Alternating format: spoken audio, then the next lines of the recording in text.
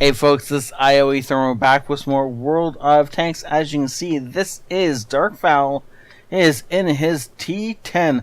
This is a tier 9 game on Siegfried line, and it's a defense. Ooh. We had an assault yesterday, so I guess I'm on a roll. Anyways, so while we got him at the starting line, we might as well go ahead and hit that pause button. For a sec there, I thought he had marks, but it's just gun barrel. Those, of course, are German. See, it looks like German markings. The mark of excellence, but unfortunately, he doesn't have any marks of excellence on this thing. So, oh well, we'll see. So in order to kill this thing, if you wanted to kill this thing, shooting at the front, Lower Glace is obviously a good spot. But actually, this frontal plate, as much as it's a nice pike nose, that's only 120 millimeters thick armor. And when it's angled like this, it only comes up to just over 200. Where is it? Yeah, so because it's not angled all that steeply, as much as it's a pike nose, it's really not that great. Even better than this, this triangle here is beautiful. It's about 130-ish or something like that. So go ahead and pop rounds through that as much as you want to, assuming you're close enough to hit it. Of course, you can aim below the gun, and yeah, you can actually see it. Of course. Other than that, if this thing is hold down, don't bother shooting at the sides of the cheeks. That goes from about 300 up to 400. You might as well try and shoot for the cupolas, but good lord, good luck hitting those things. This thing would be a real monster if it managed to get itself hauled down. Other than that, of course, you can just shoot. And of course, if it's side scraping, you still want to be aiming for here, because again, this will flatten out to almost 120 millimeters, from 140-ish, something like that. And so this front hull is where you want to be aiming. When you're looking at the side, just the same as yesterday, be careful for this skirt area. This is all spaced armor. Everything below the log, if you shoot that, you're just going to ricochet off into nothingness. Sorry, I was a little low. So you can see it, right? That's the spaced armor down here. So this is a tube of air. Shoot it and you're not going to do anything. You have to put it above that, or alternatively, just barely above the tracks will also go in if you're shooting straight through the side. There we go. And that is how you defeat this thing. Let's unpause it and get ready to rumble. Before we get into the gameplay though, as always, if you think that Darkfowl's heroic effort today is worth a little bit of gold, then go ahead and hit the like button and vote for him to be this week's MVP. If we get enough votes for him, or essentially likes, then the star with the most votes, the MVP of the week, will get 500 gold. Care of my Patreons. So thank them for the gold. And this is an interesting way to set up. It's like reverse side scraping, except not. It's very strange. The other thing I want to say is, if you think I deserve more subscribers, then share this video, please. And that would help a great deal. It looks like he's going aggressive. He's decided that sitting back and side scraping is just not the way he wants to roll on this. Ooh, no, he shoots the mountain or the hill instead of shooting the scout. So he would have actually put that shell into the LTTV, but of course it jumped behind the hill just as he pulled the trigger, and thus he shot a hill. Poor defenseless hill. Snapshot on the T-54. Unfortunately, he's going to miss. Need to aim that shot a little more. This gun does not perform over distances as well as he obviously would like it to. It's not like we're talking about a German gun here. This thing is going to need to aim all the way in and let that reticule settle on a target if you expect it to hit. Nice shot into the KV-5. It was close enough that we could hardly miss that thing. Enemy E-75 goes down early. That's going to make a difference as to whether or not we win this. I thought for a sec he was finding gold. No, in fact, he's just taking advantage of the fact that that KV5 is more or less paper mache with his 258 pen. Good. Yeah, that'll do it. That'll go through that quite nicely. As soon as he gets his tracks back up, looks like he's looking at that ISU. He should be able to pop rounds over this wall and into it, and he does so. One more of those, and that ISU will be out of the fight. Yes, no, maybe. Tiger's coming around. Is the tiger going to walk into us without knowing we're here? Yep. Oh, yep. Apparently the tiger's going to just come walking right around the corner, not caring the world. And so that's almost 2,000 damage in just shy of 3 minutes. That's not a bad go there. T-54 behind us. He can't see the silhouette on his crosshairs, so he doesn't even bother aiming that way. Wants to take the gun out of the game. Goes ahead. I would trade 300 health in order to get an enemy gun out of the game. In this case, the KV5 goes down. He's still looking for that ISU. ISU seems to have moved, so unfortunately he's not. Okay. I guess he didn't think he could see far enough, and so he just blind shot where the ISU used to be. And unfortunately, yep, it's a lot closer. LTTB, is he gonna... Looks like he is in fact gonna peek around. So, ISU lets the gun settle on him and then gets himself taken out. I mean, hey, if the enemy is not gonna fight back, we're just gonna go ahead and start killing them, right? You're looking for a shot below the... Hello, sir. You're looking for a shot below the spaced face guard on the front of that thing. Oh, look at that side shot on a tiger. I'll take that. Back of a KV3. We'll take that. See, as soon as he reloads, yep. Come on, go for the track shot. Are you gonna go? No, he's going for center of mass.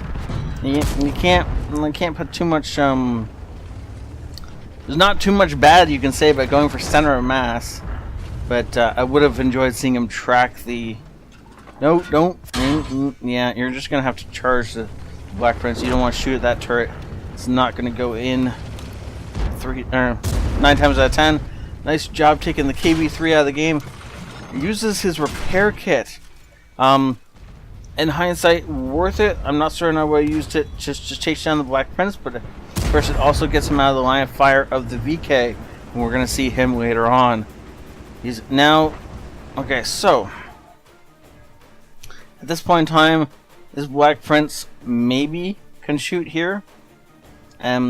All Darkfowl needs to be doing right now is making sure his gun is in the way of the Black Prince's gun, and when he reloads, he's just going to put a round straight through the front of the Black Prince. And so he's just waiting on that reload. A couple more seconds, he'll be fine. In the meantime, he's just going to make sure his gun is inside the enemy gun, and that way, when the Black Prince fires, he's not going to do any damage to us. He's just going to damage their gun, which really, in the scheme of things, is completely worth it. So just make sure you... No, don't... There we go. Must have damaged the Black Prince's ammo rack, or killed a loader, because, or both, potentially. The Black Prince should have reloaded before us in that situation, but he didn't. Weird. But okay, whatever. Unfortunately, our team is dropping like flies. We have only a Jag-88 who's in the middle of the mix left on our team. T-29, apparently T-29 wants to die, so we're gonna go ahead and oblige.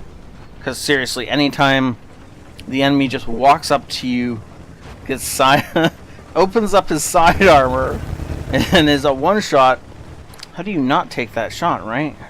And with the damaged engine, we're gonna have a hard time following this LTTB. But at the same time, we do not want to stick around for that VK. Though he does want to protect his Jagdtiger friend. He looks like he's making the choice to go after the LTTB. Manages to hit it. Unfortunately, now we have a... Oh, that ram kill. That is an epic little ram kill. Just barely tapping the LTTB enough to kill him.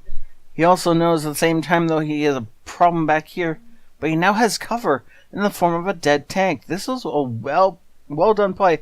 I don't know if this was by accident, but I'm going to assume it was on purpose and give him the benefit of the doubt, and in 5 seconds we can get that engine back and start working like an actual tank again and not just this crippled thing. No, he's backing away from the cover. I don't know if necessarily would have done anything. Oh, he's just using the laser to aim. He's not actually trying to spot the super Pershing. Point of note, I guess. Point of order? Is that the right words? Does anyone know what the range, the vision range of super Pershing is? Can the super Pershing really see him at that range? Or, assuming it doesn't have binocs, of course. Or is it just, oh, bother? That is bad. I'm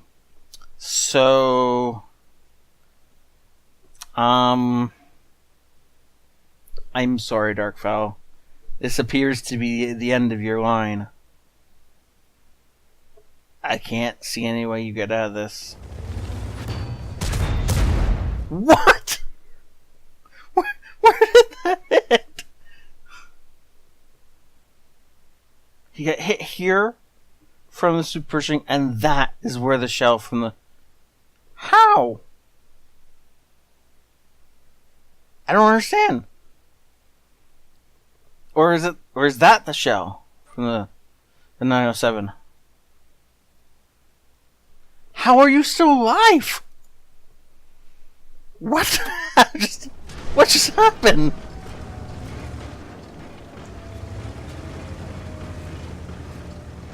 Okay.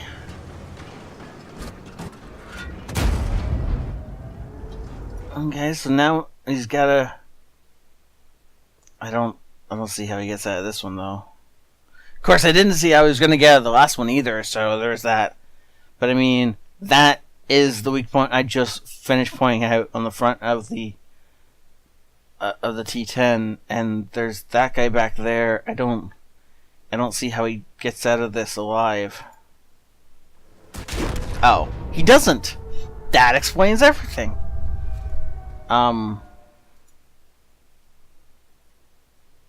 Wow. So there was some luck there, but also some skill. This guy was almost on full health when he came around that corner. And yet he's down to he was a one shot. So if this had bounced, he could have killed him, and then maybe dealt with that guy. It would have been a lot easier to kill the VK than it was to kill the 704. But good lord, wow, that was impressive. We're just gonna jump over to the battle results and see what it looks like over there. Mark of Excellence. Yep, that game definitely deserved a Mark of Excellence. Ace Tanker, Bruiser, Duelist, Fire for Effect, High Caliber, and Top Gun. Yeah, top of the team by a ton. As if you add up the next, that's 13. Yeah, so you can add up the next 3 highest scoring teammates on his team, and you won't equal his damage done. That's incredible. Though, it helps a lot that apparently there already was AFK. No, he traveled a distance. He just then went AFK. Which is a little weird, but sure. Super Pershing did nothing that game except sit back and snipe. Was a tank that's not designed for sniping. The Object 704, these two carried their team. And of course, you can see what I was talking about with the VK being, but still, I mean, we made 834 experience. That's more than all but 3 players on the enemy team. Anytime you can get more experience off a loss than most of the enemy players get off a win, that I count as a win, because it was really, really well done. I feel like this feels a bit like cheap out. I mean, it was a loss, but it wasn't like he didn't do a ton to carry his team. It feels like 6% or whatever this is. Sorry, that's it's gotta be like 8 or 9% of the total. Seems way low for all the work you just put in. And 2,300 damage blocked. Good lord. Including at least one from the 704. That was awesome. Well done, Darkfowl. Thank you so much for sending this in. Please go ahead and hit that like button if you think Darkfowl is the MVP of the week. And we'll see if he gets enough votes to get the gold, or if we end up giving it to somebody else. And if you think I deserve some more subscribers, then please share this, and that would be amazing. And of course, in all things, thank my Patreons who make all of this possible, and they are amazing. And thank you to them for supporting me and this channel. And I will see you all later. This ioEther out.